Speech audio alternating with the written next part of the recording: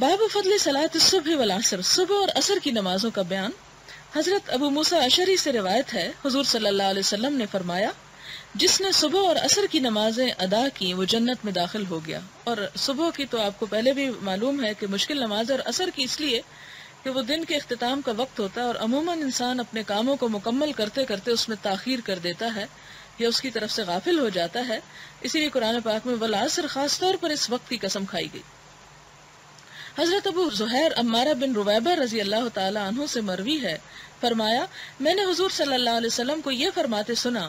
وہ شخص جہنم میں داخل نہیں ہوگا جس نے طلوع آفتاب سے پہلے اور غروب آفتاب سے پہلے نمازیں ادا کی، یعنی صبح اور عصر کی نمازیں۔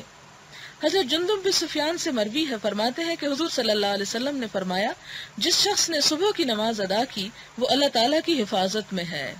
وہی حفاظت جو شیطان کے شر وغیرہ سے۔